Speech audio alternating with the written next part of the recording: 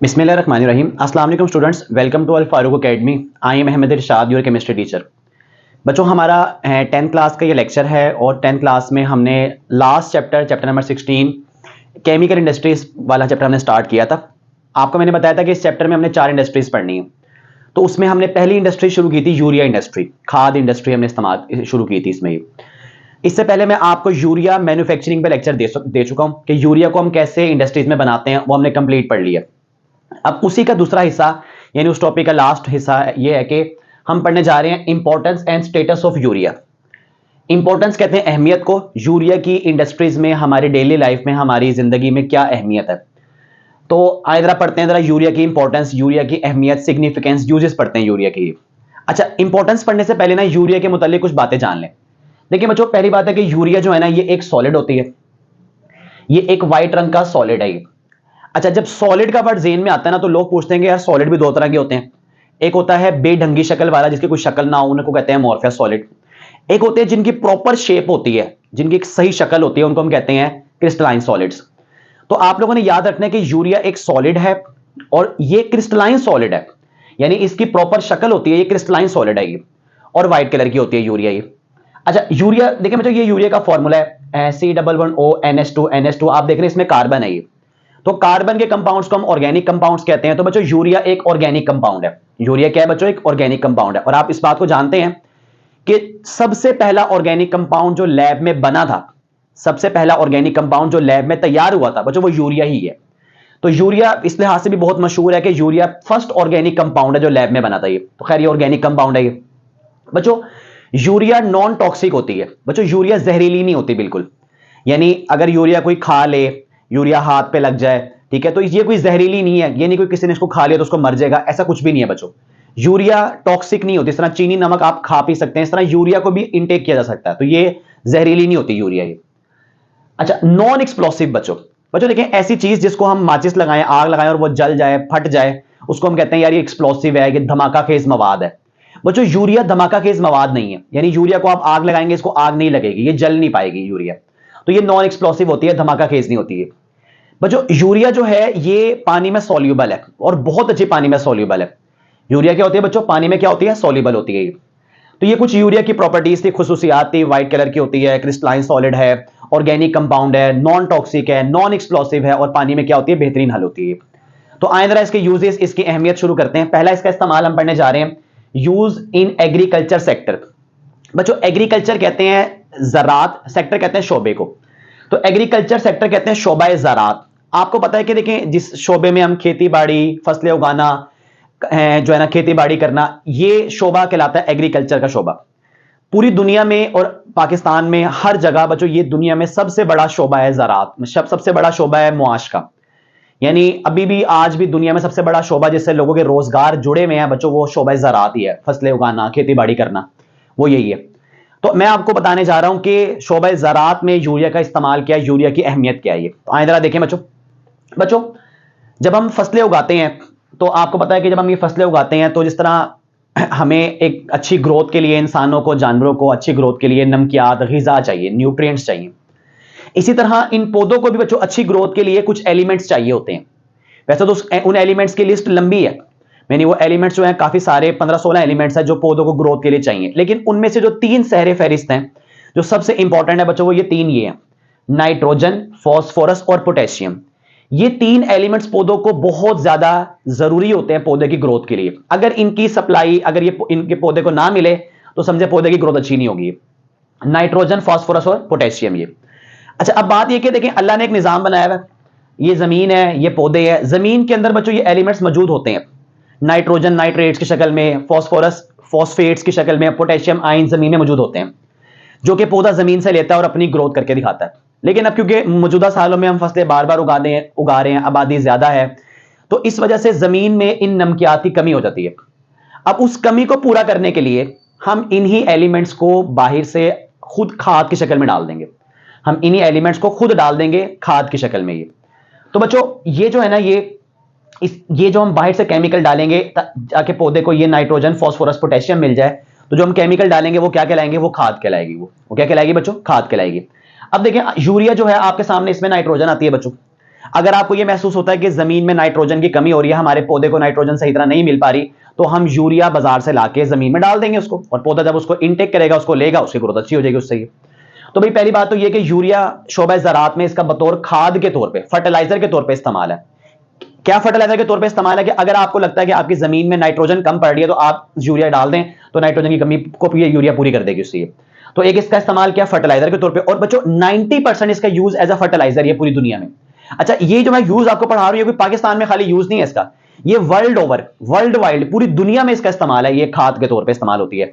जैसे ही आपको लगे कि जमीन में नाइट्रोजन कम पड़ रही है, तो नाइट्रोजन की कमी को पूरा करने के लिए हम यूरिया खाद डाल देंगे बच्चों उसके अंदर। ये अच्छा एक इस्तेमाल हो गया बच्चों। दूसरा इस्तेमाल ये बच्चों, यूरिया को हम as a animal feed additive, बच्चों फीड कहते हैं खुराक को, एडिटिव कहते हैं इजाफी को, एक्स्ट्रा को।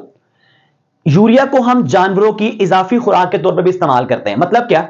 मतलब ये कि देखें, जब हम कभी जानवर वगैरह हमारे सही तरह ग्रो ना कर रहे हो, सर आपकी गायें हैं, भैंसे हैं, मवेशी हैं, वो अच्छी तरह ग्रो नहीं कर रहे, बड़ी कमजोर गायें हैं, तो बच्चों उनको हम उनकी जो फीड होती है ना, जो उनका खाना होता है, उसमें हम यूरिया खिलाते हैं उनको। उससे क्या होता है, वो यूरिया देखिए असल में यूरिया में नाइट्रोजन, नाइट्रोजन से बनती है अमाइनो एसिड, और अमाइनो एसिड से बनता है प्रोटीन, प्रोटीन मतलब ये गोश्त, ये स्किन, ये खाल बनती है उससे। तो अगर आपकी कमजोर जानवर है, तो अगर हम उन एनिमल्स को, उन जानवरों को यूरिया खिला दें उनकी खुराक के अंदर, तो ये बच्चों उससे जो होता है ना, ये यूरिया मिलने से उनकी ग्रोथ अच्छी हो जाती है बच्चों उससे, उनकी ग्रोथ तेज हो जाती है उससे। अभी आप देखते हैं कि बकरीद जब आती है, आप देखते हैं कि हमारे आपके इलाके में बहुत बड़े बड़े हैवी जानवर आते हैं, बहुत मोटे मोटे ताजे जानवर आते हैं, एक्स्ट्रा ऑर्डिनरी बच्चों, वो मोटे होते हैं बच्चों। वो ये थोड़ी कि उनको आम ग़िज़ा खिला के इस तरह इतना मोटा किया गया बच्चों, उनको उनकी फीड में यूरिया डाली गई है, वो यूरिया खाते हैं, उससे एक्स्ट्रा ऑर्डिनरी वो मोटे हो जाते हैं। ये तो ये भी किसका इस्तेमाल है कि इसको एनिमल फीड एडिटिव, जानवरों की इजाफी खुराक में इस्तेमाल कर सकते हैं, कि इससे आप जानवर खिला दे जानवर को, तो उससे उसकी सेहत ज्यादा अच्छी हो जाती है बच्चों से। तो एक इसका इस्तेमाल किया कि इसको हम बतौर खाद यूज करते हैं, फर्टिलाइजर के तौर पे इस्तेमाल करते हैं, और एक इसका इस्तेमाल है कि इसको एनिमल फीड एडिटिव यूज करते हैं। अब लोग ये पूछते हैं हमारे से कि सर देखें, क्या जमीन में नाइट्रोजन कम होती है तो उस कमी को पूरा करने के लिए आपके पास यूरिया ही है? नहीं बच्चों, ऐसी बात नहीं है, हमारे पास और भी खादें हैं। आपके पास देखें, ये खाद है अमोनियम नाइट्रेट, ये भी एक खाद है। अगर आपको लगता है जमीन में नाइट्रोजन कम हो रही है, आप इसको भी डाल सकते हैं। ये एक खाद है डाई अमोनियम फॉस्फेट, ये भी नाइट्रोजन देगी पौधे को, ये भी डाल सकते हैं हम जमीन के अंदर। ये पोटेशियम नाइट्रेट, ये भी एक खाद है, अगर जमीन में नाइट्रोजन कम हो रही है, ये भी डाल सकते हैं बच्चों जमीन के अंदर ये। लेकिन बच्चों, इन सब खादों के बावजूद सबसे प्रेफर किया जाता है यूरिया को, सबसे बेस्ट है यूरिया। क्यों बच्चों? देखें, अगर आप यूरिया जमीन में डालेंगे ना, तो यूरिया जमीन में जाने के बाद 46.6% नाइट्रोजन देगी। मतलब क्या? अगर 100 ग्राम यूरिया आप जमीन में डालते हैं, तो 100 ग्राम यूरिया में 46.6% नाइट्रोजन है। अगर आप अमोनियम नाइट्रेट जमीन में डालते हैं, तो उसके अंदर 33% नाइट्रोजन है। डाई अमोनियम फॉस्फेट डालते हैं, इसमें 16% नाइट्रोजन है। पोटेशियम नाइट्रेट डालते हैं, इसमें 13% नाइट्रोजन है। तो अगर आप देखें कि यार बात है कि जब आपने जमीन में नाइट्रोजन मुहैया करनी है पौधे को, तो यार इनको क्यों सिलेक्ट करना आपने? इनमें देखें नाइट्रोजन कम है, उसके पास परसेंटेज नाइट्रोजन की ज्यादा है, वो ज्यादा नाइट्रोजन देगा, ज्यादा अच्छा होगा पौधे के लिए बच्चों। ये तो बच्चों याद रखिएगा, जितनी भी नाइट्रोजन वाली खादें हैं, जितनी भी नाइट्रोजीनियस फर्टिलाइजर्स हैं, उनमें सबसे ज्यादा परसेंटेज नाइट्रोजन की यूरिया के अंदर है। यूरिया में हाईएस्ट परसेंटेज है नाइट्रोजन की। यूरिया अगर आप देंगे तो वो सबसे ज्यादा नाइट्रोजन देगी बाकी खाद के मुकाबले में, इसलिए यूरिया को हम प्रेफर करते हैं बाकियों के मुकाबले में। ये तो बाकी बच्चों, इसलिए बाकी नाइट्रोजनस फर्टिलाइजर्स के मुकाबले में इसमें हाईएस्ट परसेंटेज नाइट्रोजन की है, इसलिए हम इसको यूज करते हैं ज्यादातर बतौर खाद के तौर पे। एक तो फायदा ये बात होगी बच्चों। बच्चों दूसरी बात ये कि यूरिया का एक ये भी खास बात है कि यूरिया ना हर तरह की फसल के लिए कारआमद है। यानी आपकी चावल की फसल है, गंदम की फसल है, मकई की फसल है, चने की फसल है, आप हर तरह की फसलों में इसको डाल सकते हैं, सबके लिए चलेगी ये खाद। ये फिर आपकी जमीन की वैरायटियां, बच्चों जमीन में भी बाज़ औक़ात जमीन इतनी जरखेज नहीं होती, बाज़ औक़ात जमीन सेम थोर वाली होती है, बाज़ औक़ात जमीन खुश्क होती है, ठीक है, थोड़ी गीली जमीन होती है। तो हर तरह की जमीन के लिए भी कारआमद है बच्चों। ये कहते हैं कि use all types of crops and soil, हर तरह की जमीन, हर तरह की फसल के लिए यूरिया को आप इस्तेमाल कर सकते हैं। ये भी यूरिया का एक फायदा है बच्चों, खास बात है यूरिया की।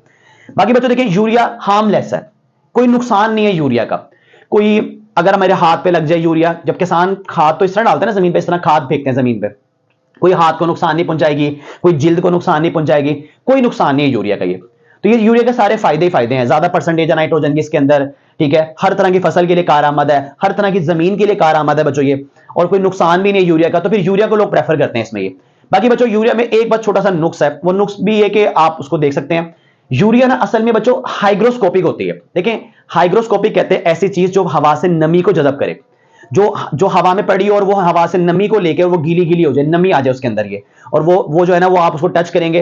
अगर आप यूरिया रखे जाते हैं ना बच्चों, तो यूरिया को ओपन एयर में रखेंगे तो एयर से ये नमी ले लेती है, हवा ले लेती है, मॉइस्चर ले लेती है। जब मॉइस्चर इसमें आता है तो ये ना गीली हो जाती है ये, उससे फिर ये पानी में डिसॉल्व हो जाती है, उस नमी में डिसॉल्व होकर फिर ये बह जाती है ये, तो ये नुकसान हो सकता है आपके लिए। तो बस ये इसका ये कि जब आप यूरिया को पैकिंग करें स्टोर करने के लिए अपने गोदाम वगैरह में, तो यूरिया को अच्छे से पैक करें ताकि कोई उसके अंदर एयर ना जाए, हवा ना जाए, क्योंकि हवा जाएगी, हवा में नमी होती है, पानी होता है उसमें जाएगा वो, ये क्योंकि हाइग्रोस्कोपिक है, नमी को जज़ब करती है, तो इसलिए फिर वो यूरिया में सारा नमी आ जाएगी, फिर वो सारी गीली गीली सी हो जाएगी, फिर वो सारी इस्तेमाल के काबिल नहीं रहेगी बच्चों की। तो इसलिए इसका इस्तेमाल करने में एक बात याद रखनी है कि आपकी यूरिया जो है ना, इसको पैकिंग करते हुए आपने इसकी बेटर पैकिंग करनी है, अच्छे से पैकिंग करनी है इसकी। तो ये बच्चों इसका एग्रीकल्चर सेक्टर में इसका यूज था कि यूरिया को हम इन चीजों में इस्तेमाल कर सकते हैं इसमें ये। अब दूसरा यूज सुने बच्चों, दूसरा यूज ये कि यूरिया को जो है ना हम लोग इस्तेमाल करते हैं एज अ रॉ मटेरियल्स। पहले तो समझ लें रॉ मटेरियल क्या होता है। देखें जब हम कोई चीज तैयार करते हैं ना, मसलन हम फर्स्ट किया चाय पका रहे हैं, अब चाय पकाने में, चाय बनाने में बच्चों हमें पत्ती, चीनी, दूध, ये 3 चीजें चाहिए। इन 3 चीजों से भी हमारी चाय पक जाती है। तो अब ये जो 3 चीजें मैंने बोली हैं, पत्ती, चीनी, दूध, बच्चों ये ना चाय के रॉ मटेरियल्स हैं, ये उसके बुनियादी बेसिक चीजें हैं उसकी।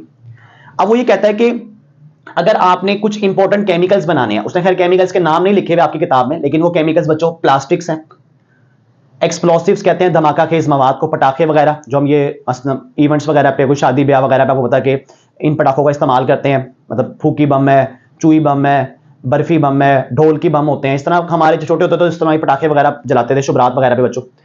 तो एक्सप्लोसिव्स जो हैं, धमाका खेज मवाद जो है, उनको बनाने में, देखिए यूरिया खुद एक्सप्लोसिव नहीं है बच्चों, लेकिन यूरिया को इस्तेमाल करके हम एक्सप्लोसिव्स बना सकते हैं, धमाका खेज मवाद बना सकते हैं।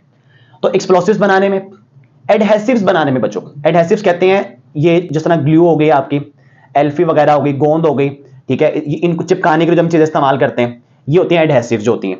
तो एडहेसिव्स बनाने में, एक्सप्लोसिव्स बनाने में, प्लास्टिक्स बनाने में, ये कुछ इंपॉर्टेंट केमिकल्स के मैंने नाम बताए हैं आपको। ये इन केमिकल्स को तैयार करने में यूरिया एक बुनियादी केमिकल के तौर पे, बुनियादी माल के तौर पे इस्तेमाल होती है, एज अ रॉ मटेरियल इस्तेमाल होती है। यानी यूरिया आपके पास होगी तो आप एडहेसिव भी बना सकते हैं, आप एक्सप्लोसिव्स भी बना सकते हैं, आप प्लास्टिक्स भी बना सकते हैं, यानी आप इन केमिकल्स को तैयार कर सकते हैं यूरिया की मदद से ही, ठीक है। तो यूरिया एक रॉ मटेरियल के तौर पर रोल प्ले करती है इसमें।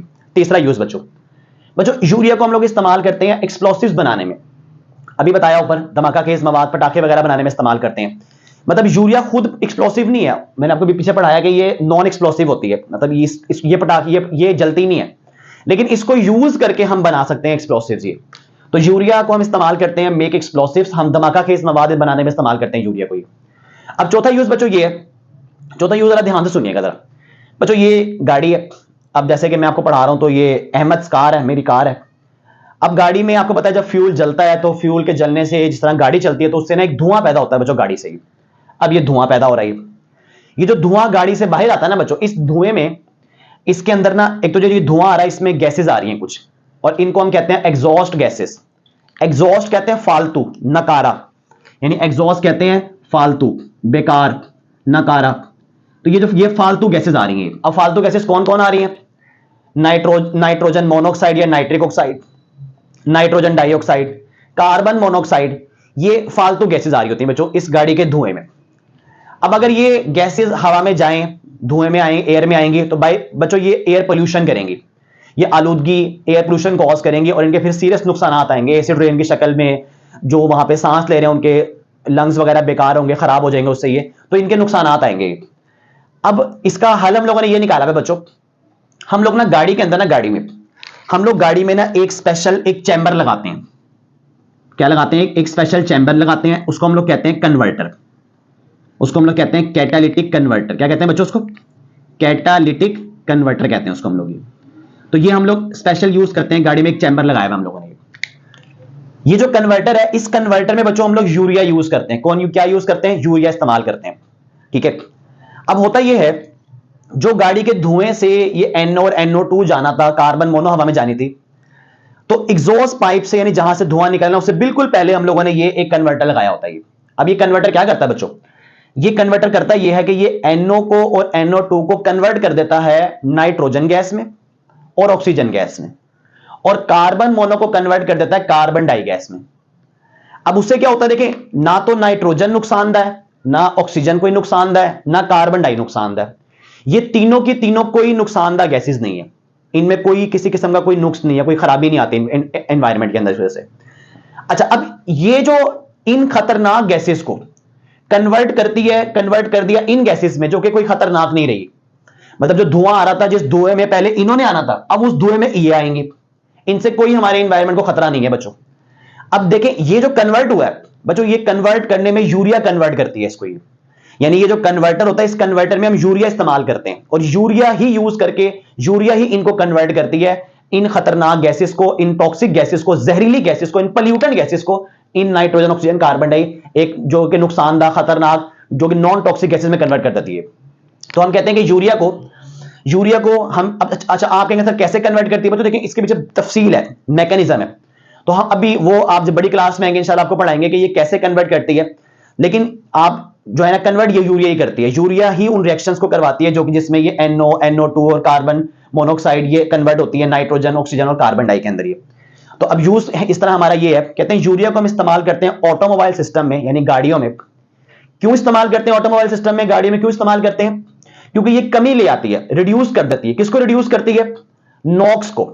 अच्छा, ये बच्चों NOx, नॉक्स, ये असल में देखें NO और NO2, अगर इन दोनों को कलेक्टिवली कहीं पर आपने रिप्रेजेंट करना हो, आपने इन दोनों को कलेक्टिवली शो करना हो, तो बच्चों हम इनको नॉक्स के साथ शो कर देते हैं। यानी अब ये जहां पर कहीं पर ये नॉक्स लिखा हुआ है ना बच्चों, इसका मतलब NO भी है और इसका मतलब बच्चों NO2 भी है। मतलब आपने कलेक्टिवली दोनों को इकट्ठा शो करना हो तो आप नॉक्स की तरह शो कर सकते हैं ये। तो वो कहता है कि यूरिया को हम ऑटोमोबाइल सिस्टम में, गाड़ियों में, नॉक्स जो कि पोल्यूटेंट है, जहरीली गैसेस हैं, इन गैसेस को रिड्यूस करने में, कम करने में। कैसे कम करने में? क्योंकि आप कन्वर्टर लगाएंगे, कन्वर्टर में यूरिया होगी, यूरिया इन खतरनाक जहरीली गैसेस को कन्वर्ट कर देगी उन गैसेस में जो कि खतरनाक नहीं है। तो यूरिया की मदद से आप एग्जॉस्ट गैसेस में इन फालतू टॉक्सिक जहरीली गैसेस को कन्वर्ट कर लेते हैं उन गैसेस में जिससे हमारे एनवायरनमेंट को कोई खतरा नहीं है बच्चों। तो बच्चों ये भी एक यूरिया का एक बहुत अहम इस्तेमाल हुआ कि यूरिया की मदद से हम जो एनवायरनमेंट में पोल्यूशन होनी है उसको हम रोक सकते हैं यूरिया को। ये तो बच्चों ये 4 इस्तेमाल हैं हमारे यूरिया के। पहला यूज था एग्रीकल्चर सेक्टर में, शोबा ज़राअत में, बतौर खाद के तौर पे, और एनिमल को सेहतमंद करने के लिए, जानवरों को मोटा करने के लिए, फीड एडिटिव के तौर पे। फीड कहते हैं खुराक को, एडिटिव कहते हैं इजाफी खुराक को। किसके लिए? जानवरों के लिए। ठीक है, तो इस पर हमारी तफसीली बात हो गई थी। बाकी रॉ मटेरियल का यूज हो गया, एक्सप्लोसिव हो गया, और पोल्यूटेंट्स, नॉक्स पोल्यूटेंट्स को कम करने में, उन पे काबू पाने में, उनको एनवायरनमेंट में ना जाने से रोकने के लिए हम कन्वर्टर लगाते हैं, उसमें हम यूरिया इस्तेमाल करते हैं। तो ये यूरिया के बच्चों 4 इस्तेमाल आते हैं। अगर बच्चों ये लॉन्ग क्वेश्चन में आता है तो आपको 4 के 4 लिखने हैं, जाहिर बात है। अगर ये शॉर्ट क्वेश्चन में आता है तो आप अपनी मर्जी कोई भी 2 लिख सकते हैं इसके अंदर से। ये तो दोनों तरह बोर्ड में पूछा जा सके। 2015 में लाहौर बोर्ड में पहली बार इसको लॉन्ग के तौर पे पूछा था। तब टीचर्स हम यानी इसको इतना ज्यादा लॉन्ग के लिए इंपॉर्टेंट नहीं कहा कहते थे, लेकिन 2015 में पहली बार ये लॉन्ग में आया था। तो आपने 4 पॉइंट्स लॉन्ग के लिए भी तैयार कर लेने हैं, और शॉर्ट क्वेश्चन में आएगा तो फिर आपने कोई 2 पॉइंट्स लिख लेने इसमें। अच्छा, अब आखिरी बात बस यूरिया में मैं करके लेक्चर खत्म करता हूं अपना। आखिरी बात तो ये कि पाकिस्तान क्योंकि हमारा मुल्क है, प्यारा मुल्क है, तो हमारे मुल्क में यूरिया की 6 बड़ी इंडस्ट्रीज काम कर रही हैं। यानी पाकिस्तान में यूरिया के जो बड़े यूनिट्स हैं, बड़े कारखाने हैं, वैसे तो बहुत सारे हैं, छोटे मोटे तो बहुत सारे हैं, लेकिन जो बड़े लेवल पे, जो ह्यूज क्वांटिटी में, बहुत बड़ी क्वांटिटी में यूरिया बना रहे हैं, वो 6 यूनिट्स काम कर रहे हैं उसमें। उन 6 में से 4 हैं बच्चों फौजी फर्टिलाइजर्स के नाम से। ये आर्मी के अंडर चलते हैं। तो फौजी फर्टिलाइजर्स जो हैं, 4 बड़े यूनिट्स फौजी फर्टिलाइजर्स के नाम से काम कर रहे हैं। एक बच्चों उन 6 में से एक है एंग्रो केमिकल्स के नाम से। एंग्रो केमिकल्स एक कंपनी है, एक इंडस्ट्री है जो कि यूरिया खाद बना रही है।